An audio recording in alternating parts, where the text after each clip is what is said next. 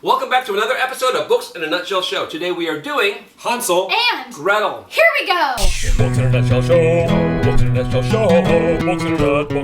Books in a Nutshell Show. Hansel and Gretel. The story of Hansel and Gretel takes place on a dark and hungry night. A father and his wife are sitting around an empty table talking after the kids have gone to bed. Boy, am I hungry. I sure wish we could produce more food, but there's a great dirt that has fallen upon the land. Yeah, we should probably get rid of your kids, Hansel and Gretel. Hansel and Gretel. Wait, what? No! I would never get rid of my children. I love them too much. Think about it. What do kids like to do? Eat. A lot. All I'm suggesting is that tomorrow, as a family, we all go out into the deepest part of the forest, and then you and I leave Hamish and Gretzky there forever. That seems a bit extreme. Maybe we should ask a neighbor if... Oh, you fool! Then we shall die of hunger!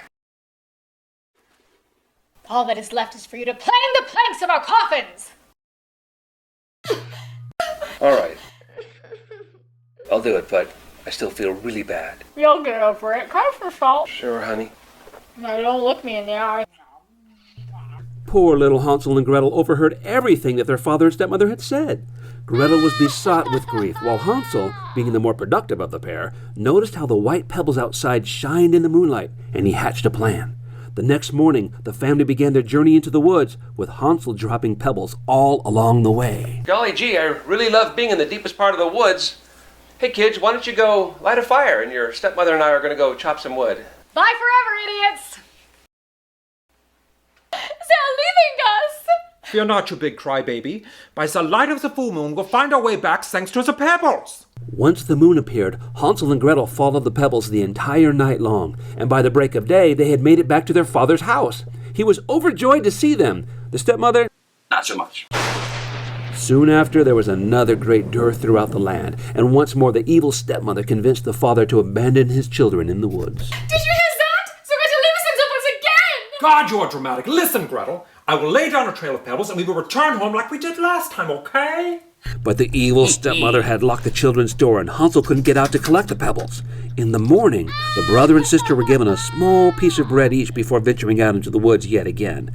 And this time, instead of leaving behind pebbles, Hansel left behind breadcrumbs so that he and his sister could find their way back home. Well, here we are in the deeper, deep part of the woods. Why don't you kids go build a fire while your evil stepmother and I go chop some wood? Bye, stupids! After waiting many long hours for their parents to return, Hansel and Gretel fell asleep. They eventually awoke to find that they could not follow the breadcrumbs back because the breadcrumbs had been eaten by birds. Bad birds. Stupid birds. So the children walked, and walked, and walked some more. After 3 days of walking, they came upon a little house. When they approached, Hansel and Gretel discovered that it was no ordinary house. Why, look at this house. It's not made of brick, but of bread and covered with cakes. Yeah, and the windows are made of clear sugar! We will set to work on that and have a good meal. I will eat a bit of the roof and you, Gretel, can start on the window, and it will be sweet. And so they began to eat the house. Chomp, chomp, chomp, slurp, chomp, chomp. Suddenly, a soft voice cried from the parlor. Nibble, nibble, now. Who was nibbling at my little house? The wind, the heaven-born wind. Do you have any gluten-free roof? Ow! I mean, the wind doesn't care. It's fine. Never mind. Great. Oh, you dear children. Who brought you here? Do come in and stay with me. No harm shall happen to you. Yeah, right. I shall feed you milk, pancakes, and apples. Afterwards you shall rest in soft beds with clean white linen. The old woman was only pretending to be kind. In reality, she was a wicked witch and built her house of sweets as a way to entice children. It is important to note that witches have red eyes and cannot see far. But their senses are keen, and this wicked old witch knew that she would have quite the feast with Hansel and Gretel. After the children had eaten and were sleeping in their beds, the witch quickly grabbed Hansel and locked him in the stable, and then she went to wake up Gretel. Get up, you lazy thing. Go fetch some water and cook something for your brother. Something good for him to eat. After he is fat, I shall eat him. Oh my. Yeah, she does that a lot.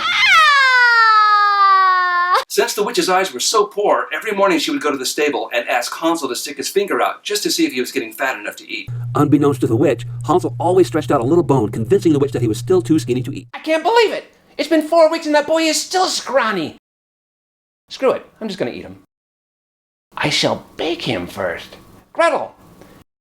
Creep inside that giant oven with a flame starting out of it and see if it's ready. Even though Gretel was dangerously dehydrated from crying so much, she still knew what the witch was getting at. The old woman was going to shut Gretel inside the oven and eat her too. Oh! Check and see if this on-fire oven is hot enough to cook a person? But how? I don't get it. Can't we just stay in and watch Real Housewives of Orange County and pumice our feet? Then Gretel starts to drone on about, oh, the opening isn't big enough. How am I going to fit in there? Blah, blah, blah. The opening is big enough? Look, I can get into it myself. It's so hot in here. Why is this violent? While the witch was busy being burned alive, Gretel ran to release her brother. And the two ransacked the old woman's house, collecting pearls and jewels from every corner. On their way back home, they rode a talking duck across a small body of water because their jewels were heavy and this is a fairy tale. Finally, they made their way home. We're back, and we brought jewels so we will never be destitute again, Father. Beautiful. Where's our evil stepmother? Oh, she's dead. They lived happily ever after. Welcome back, Hansel and Gretel. I gotta say, I give this an A+. Actually, also give the book an A. Not an A+, but an A. B+. Yeah, I would have given it an A had the children died, but they didn't. They made it. It has action. No, don't get me wrong. I love the story. Don't get me wrong. I love it.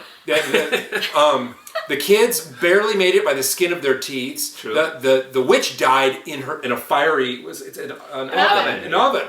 And the stepmom died mysteriously. Yeah. Right. We don't know what happened. It was like just like a really They mysterious just say, murder. oh, she died. I want to think that she was murdered.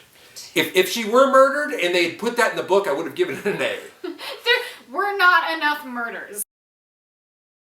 There. The birds. It's the witch. Wow. Hansel can go play with his stones now that he's left alone. Thank you. He can go play with his stones. Yes. That glow in the dark. There are two deceased people, a witch and a stepmom, somewhere in those woods. So basically, if you're an old lady, Run. you're worthless. Yeah. Thank you so much for watching our video. Yeah, and if you like us, please don't forget to subscribe. And if you have any comments, please leave them below. We'd love to hear from you, and we'll try to get back to each and every one of you.